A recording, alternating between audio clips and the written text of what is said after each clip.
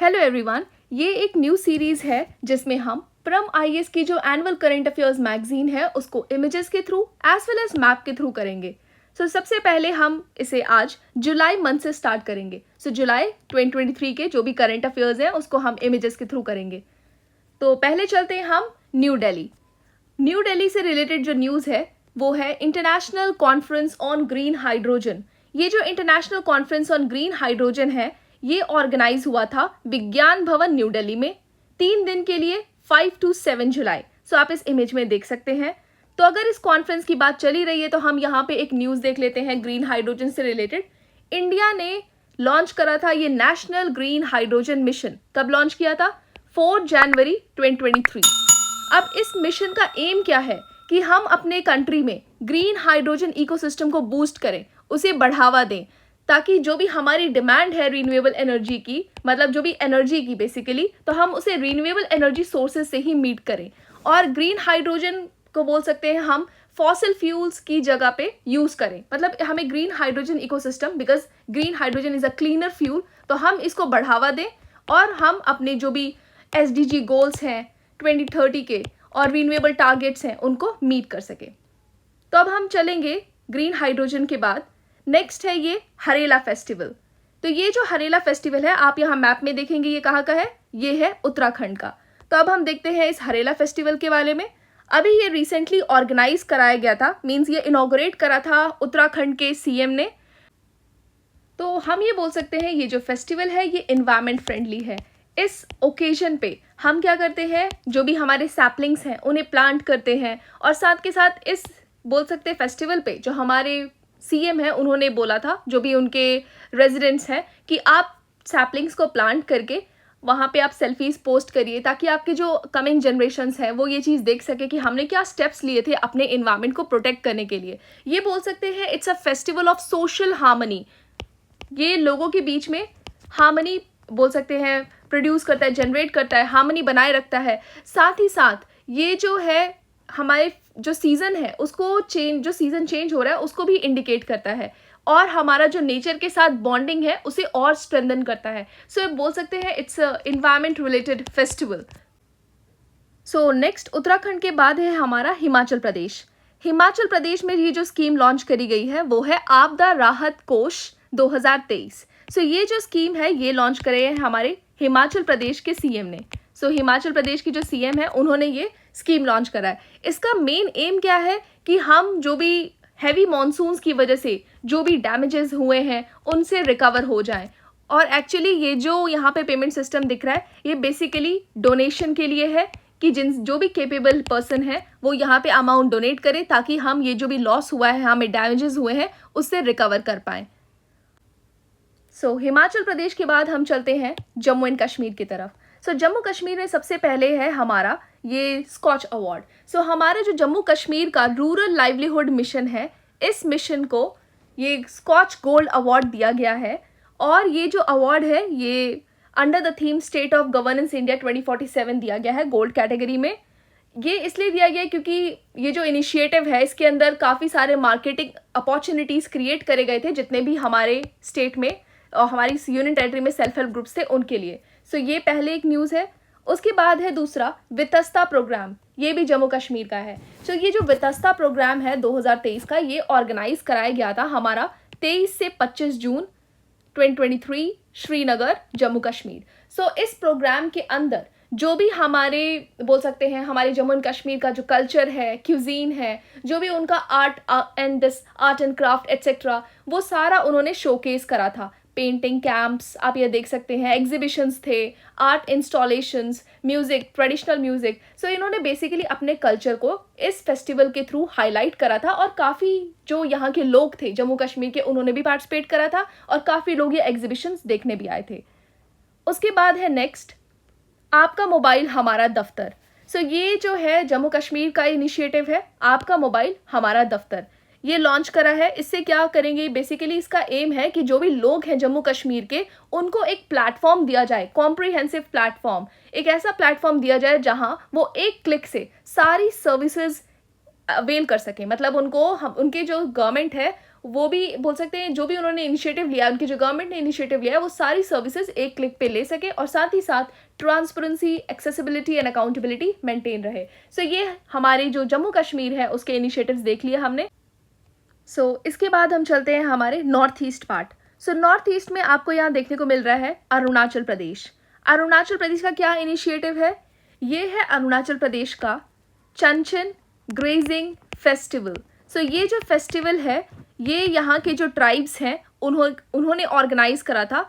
तो यहाँ के जो लोकल ग्रेजियर्स हैं, जो भी चरवाहे हैं तवांग रीजन के, जो कि बमला पास के आसपास रहते हैं, उन रीजन के लोगों ने इसे ऑर्गेनाइज करा था। बेसिकली यहाँ पे बोल सकते हैं मतलब importance of these grazing ground, जो भी इनके ये चरवाहे हैं, मतलब ये बोल सकते हैं जो भी इनका ग्रेजिंग ग्राउंड है, इसकी इंपॉर्टेंस को हाईलाइट करने के लिए ये फेस्टिवल ऑर्गेनाइज करा गया था। आपको बस यही याद रखना है कि ये जो चंचन ग्रेजिंग फेस्टिवल है ये कहाँ का था? अरुणाचल प्रदेश। उसके बाद हमारा है नेक्स्ट आसाम। आसाम में आप देखेंगे ये जो है ये था गजा कोथा कैंपेन। ये जो फेस्टिवल है और ये जो कैंपेन है ये ऑर्गेनाइज हुआ था हमारे आसाम में, ताकि इस कैंपेन के थ्रू, या आप देख सकते हैं यहाँ एलिफेंट का फोटो दिख रहा है, तो ये आप देख सकते हैं कि ये बेसिकली जो इनिशिएटिव है ये असम गवर्नमेंट ने लिया है और इस कैंपेन के थ्रू लोगों में अवेयरनेस लाया जाएगा कि हमारा जो ह्यूमन एंड एलिफेंट कॉन्फ्लिक्ट है उसको हम अवॉइड कर सकें, जिसकी वजह से कई बार ह्यूमन को नुकसान होता है और ज़्यादातर आप एलिफेंट जो भी यहाँ पे हैं उनको नुकसान पहुँचाते हैं, क्योंकि हम आजकल रूरल एरिया से अर्बन की तरफ जा रहे हैं। तो वहाँ पे हमने उनके एरिया को ऑक्यूपाई करके अपने रोड्स कंस्ट्रक्ट करे हैं, अपने घर कंस्ट्रक्ट करे हैं, फैक्ट्रीज कंस्ट्रक्ट करी हैं, तो हमने कहीं ना कहीं उनके हैबिटेट को डिस्ट्रॉय करा है और जिसकी वजह से हमें ह्यूमन एनिमल कॉन्फ्लिक्ट देखने को मिलता है।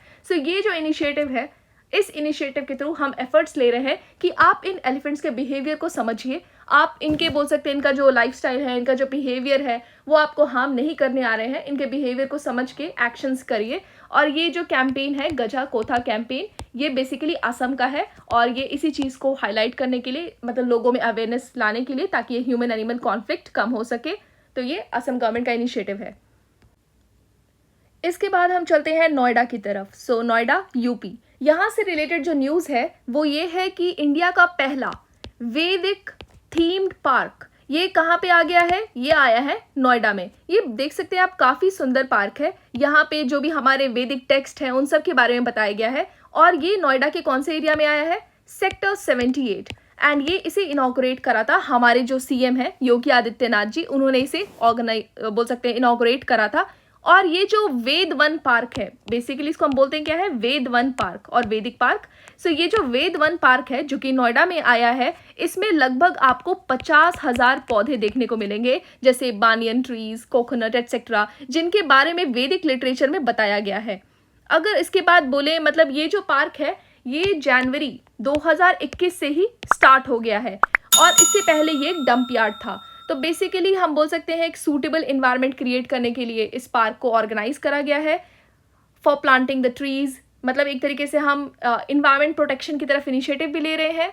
और ये जो पार्क है इसमें आपको बहुत सारे लेज़र शोज़ भी देखने को मिलेंगे, साउंड शोज़ भी देखने को मिलेंगे, वॉल पेंटिंग्स देखने को मिलेगी। साथ ही जो हमारे वैदिक टेक्स्ट हैं जैसे ऋग्वेदा, यजुर्वेद, सामवेद, अथर्ववेद, इनसे जो भी हमारे एक्सर्प्ट्स हैं, जो भी हमारे एक्सट्रैक्ट्स हैं, टेक्स्ट्स हैं, वो भी आपको देखने को मिलेंगे और जो भी विजिटर्स हैं वो यहाँ पे जाके इन्हें पढ़ सकते हैं। साथ ही साथ ये जो पार्क है इन टोटल 7 जोन्स में डिवाइडेड है। जैसे 7 जोन्स 7 ऋषिज के बेसिस पे डिवाइडेड है, जैसे कश्यप, अगस्त्य, विश्वामित्रा, वशिष्ठ, अत्रि, गौतम एंड भारद्वाज। इससे ज़्यादा आपको इम्पॉर्टेंट नहीं रहेगा, ये इतना काफ़ी है। इसके बाद हम चलते हैं हमारे गुजरात एंड गोवा वाले पार्ट पे। गोवा में सबसे पहले हुआ था 4th energy transitions working group meeting. ये जो है ये इनिशिएटिव G20 का पार्ट है। जैसे कि G20 की जो प्रेसिडेंटशिप है वो इंडिया होल्ड कर रही है, तो हमारे जो भी G20 के एनुअल इवेंट्स होंगे, जो भी यहाँ पे समिट्स होंगी, वो सारी की सारी इंडिया में होंगी। कुछ बेंगलुरु में देखने को मिलेगा, कुछ आपको गुजरात में देखने को मिलेगा, कुछ गोवा में देखने को मिलेगा और कुछ पटना में भी देखने को मिला है। तो इनमें से एक जो इनिशिएटिव है the 4th energy transitions working group meeting, ये ऑर्गेनाइज हुआ था 19-20 2 दिन के लिए। कहाँ पे? गोवा में। यहाँ पे आपका जो है बेसिकली फोकस किया गया था कि ग्लोबल एनर्जी ट्रांजिशन, मतलब हम ग्लोबल लेवल पे जो भी अपने एनर्जी है उसका ट्रांजिशन पे क्या क्या एफर्ट ले सके जिससे हम सस्टेनेबिलिटी की तरफ मूव कर सके। इसमें जो डिस्कशंस हुए थे वो बेसिकली हमारे जो चैलेंजेस हैं उनसे रिलेटेड हुए थे, जैसे क्लाइमेट चेंज, बोल सकते हैं सस्टेनेबिलिटी, एनर्जी सिक्योरिटी, क्योंकि एनर्जी जो है वो भी तो हमारे पास कम है, पॉपुलेशन बढ़ते जा रहा है, एनर्जी सिक्योरिटी को मीट कैसे करेंगे, फिर हम रीन्यूएबल सोर्सेज से करेंगे। उसके बाद equitable energy access and financing. तो ये सारे इनिशिएटिव है जो बेसिकली आपके एनर्जी पे फोकस थे। और इसका जो G20 का समिट था ये कहाँ पे हुआ था, ये जो मीटिंग हुई थी गोवा में। इसके बाद आप यहाँ देखेंगे गुजरात में एक इनिशिएटिव लिया गया, गुजरात के जो CM है उन्होंने लिया है, ये आप देख सकते हैं, अंत्योदय श्रमिक सुरक्षा योजना 2023। ये आप देख सकते हैं, इसका बोलते क्या है बेसिकली, अंत्योदय श्रमिक सुरक्षा योजना। ये हमारे जो CM उन्होंने लॉन्च करा था और ये बेसिकली जो भी लेबरर्स हैं उनको एक तरीके से फाइनेंशियल सपोर्ट प्रोवाइड करने के लिए, बोल सकते हैं ये एक सोशल सिक्योरिटी मेजर है जो कि लेबर्स के लिए लेना चाहिए। तो ये एक मेजर है जो लिया गया है, इन केस ऑफ एक्सीडेंट उनको ये जो है सपोर्ट प्रोवाइड करा जाए, इसलिए ये इनिशिएटिव लिया गया। ऑब्जेक्टिव यही है, वेलफेयर एंड सेफ्टी प्रोवाइड करी जाए जो भी हमारे श्रम योगीज हैं। अब इस स्कीम के अंदर आपको जो प्रीमियम है 289 रुपीज़ एंड दिस 499 रुपीज़, दो इसमें दिया जा रहा है इन केस ऑफ डेथ और पार्शियल डिसेबिलिटी। उसके बाद अगर एक्सीडेंटल डेथ होती है या फिर परमानेंट डिसेबिलिटी होती है तब आपकी फैमिली को 10 लाख रुपीज़ दिया जाएगा। ये आपका इनिशिएटिव से रिलेटेड है। उसके बाद जैसा कि मैंने बोला G20 की आपकी जो मीटिंग थी वो हुई थी एनर्जी ट्रांजिशंस वाली गोवा में। नेक्स्ट हमारा गुजरात से ही है, हमारा G20 का जो U20, मतलब ये अभी G20 की प्रेसिडेंटशिप इंडिया होल्ड करी है, तो जो इसका U20 समिट था, U20 means urban 20 summit, urban 20 Meryl summit, ये हुआ था 7 से 8 जुलाई 2023 अहमदाबाद में। अब ये जो मीटिंग है ये पहली बार आपकी हुई थी ऑर्गेनाइज 2018 में, और ये क्यों हुई थी, टू टैकल और to discuss the urban issues. तो जो भी G20 कंट्रीज़ हैं वो अर्बन इश्यूज़, अर्बन एरिया में क्या क्या प्रॉब्लम है उसको डिस्कस करने के लिए, जो G20 के मेंबर्स हैं मतलब उनके बीच में डिस्कस करने के लिए इस U20 का ऑर्गेनाइजेशन और इस्टेब्लिशमेंट करा गया था 2018 में। उस टाइम कौन सी कंट्री प्रेसिडेंटशिप होल्ड करी थी, तो अर्जेंटीना थी। तो ये कौन से सिटी में कराया गया था, जैसे अभी हमारे यहाँ अहमदाबाद में कराया, तो पहली बार ये कराया गया था ब्यूनस एयर्स, अर्जेंटीना। इतना न्यूज़ है कि हमारे अहमदाबाद में ये अर्बन 20 का मेरल मीटिंग हुआ था। मतलब ये जो भी मेयर्स हैं हमारे G20 सिटीज़ के, उनको एक साथ लाना और जो भी हमारे अर्बन इश्यूज़ हैं उसको टैकल करना, इन सब से रिलेटेड न्यूज़ है। उसके बाद आप यहाँ देखेंगे ये जो है हमारा गुरुग्राम में ऑर्गेनाइज हुआ था, Haryana Gurugram, G20 conference on crime security in the age of NFTs, non fungible tokens, artificial intelligence and this metaverse. ये हुआ था हमारा गुरुग्राम में 13 से 14 जुलाई। ये बेसिकली आपका बोल सकते हैं सिक्योरिटी, डिजिटल सिक्योरिटी से रिलेटेड था और साइबर क्राइम से रिलेटेड था। ये जो G20 कॉन्फ्रेंस है ये कहाँ पे हुआ था, ये हुआ था गुरुग्राम में। ये आपका U20 वाला कहाँ हुआ था, अहमदाबाद में। और इसके बाद आपने गोवा में भी एनर्जी ट्रांजिशंस वाला देखा है। यहाँ पे आपने काफ़ी कुछ कवर कर लिया है। उसके बाद ये है ओडिशा का मो जंगल जामी योजना। ये जो स्कीम है ओडिशा का मो जंगल जामी योजना, ये इस स्कीम के अंदर बहुत सारे प्रोविजंस हैं, मतलब ये जो हमारे शेड्यूल्ड ट्राइब्स हैं उनके जो राइट्स होते हैं उसको मीट करने के लिए बहुत सारे प्रोविजंस हैं, जो भी मतलब हमने scheduled tribes and other traditional dwellers act 2006 में हम एक्ट लेकर आए थे, उसको इफेक्टिवली इम्प्लीमेंट करने के लिए बहुत सारे प्रोविजंस इस योजना के अंदर दिए गए हैं। अगर ये योजना वैसे तो अभी इम्प्लीमेंट हो गई थी, मतलब सक्सेसफुल रहा, तो Odisha will become the first state to be fully compliant with this forest right act. Forest rights act के अंदर जो हमारे ट्राइबल्स होते हैं उनके लिए काफ़ी सारे राइट्स दे रहते हैं कि वो अपना लाइवलीहुड अच्छे से स्पेंड कर सकें। कुछ हमें इस एक्ट के अंदर इंडिविजुअल राइट्स देखने को मिलते हैं कि इंडिविजुअल जो ट्राइबल हैं वो क्या क्या चीज़ें हमारे फॉरेस्ट से यूज़ कर सकते हैं। कुछ कम्युनिटी फॉरेस्ट राइट दिए रहते हैं, हैबिटेट राइट्स होते हैं। ये सारे राइट्स जो हैं इनके लाइवलीहुड के लिए बहुत ज़्यादा इंपॉर्टेंट होते हैं। और ये फॉरेस्ट सारे जो है फॉरेस्ट रिसोर्सेज से ही रिलेटेड है कि वो क्या क्या रिसोर्सेज हैं जो अपने यूज़ के लिए मतलब अपने लिए यूज़ कर सकते हैं। ये आपका जो ओडिशा मो जंगल जामी योजना है इसके अंदर ये सारी चीज़ें हैं। उसके बाद ये जो आंध्र प्रदेश की जो गवर्नमेंट है वो लेकर आई थी एक UPI पेमेंट सिस्टम। अब इस यूपीआई पेमेंट सिस्टम के अंदर क्या था कि जो भी इंटर स्टेट ट्रांजेक्शन्स मतलब इंटर स्टेट मूवमेंट हो रहा है और उनको पेमेंट करना है, तो इसमें आपका कैशलेस पेमेंट हो, जिससे जो भी करप्शन वगैरह है वो सारी चीज़ें ना हो पाए।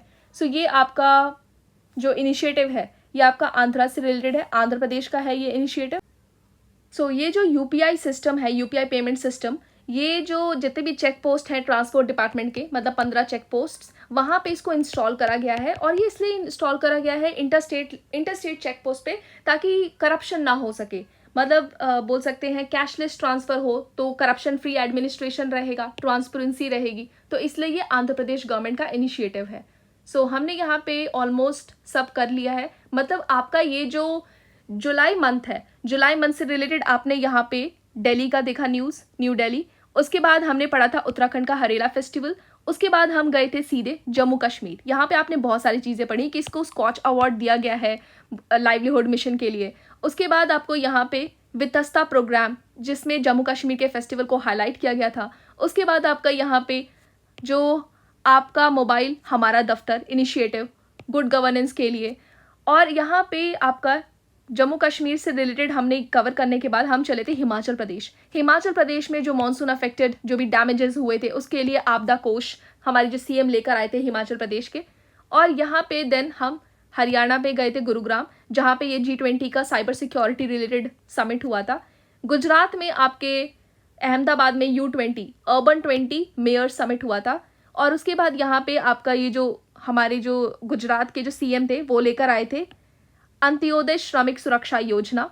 एंड देन G20 का एनर्जी ट्रांजिशन समिट गोवा में। आंध्र प्रदेश का ये यूपीआई कैशलेस ट्रांसफर आपका आंध्र प्रदेश में था, इंटरस्टेट चेक पोस्ट पे इंस्टॉल करा गया। ओडिशा का मोजंगल जामी योजना। देन हमारा यहाँ पे एलिफेंट रिलेटेड जो न्यूज़ था, जिसे हम गज कोथा कैंपेन, ये हुआ था हमारा असम में। और यहाँ पे आपका वेद वन पार्क हमारे नोएडा में आया था, Noida UP. And this Arunachal Pradesh में आपका ये चंचन फेस्टिवल जो था वो यहाँ पे ऑर्गेनाइज करा गया था, जहाँ पे आपके जो भी ग्रेजिंग लैंड है उसको प्रोटेक्ट करने के लिए, उसको हाईलाइट करने के लिए, उसकी इंपॉर्टेंस बताने के लिए ये ऑर्गेनाइज हुआ था। सो ये आपका जो जुलाई मंथ का करंट अफेयर है, जो भी स्टेट हमारे इंडिया के स्टेट से रिलेटेड है, वो हमने पूरा कवर कर लिया है। मतलब आपका अब इसमें इसके अलावा जो भी है ना वो आगे आएंगे। मतलब ये आपने स्टेट वाला जो भी न्यूज़ है वो कवर कर लिया है। इसके बाद आपके जो भी बच गए हैं वो आपको ऐसे ही इसी मेथड से करवा दिया जाएगा। एंड अगर आप चाहते हैं कि हम ऐसी कंटेंट आपके लिए लेकर आएँ, तो आप मोटिवेट करने के लिए वीडियो को लाइक करिए, चैनल को सब्सक्राइब करिए and do give your positive feedbacks in the comment section. Thank you.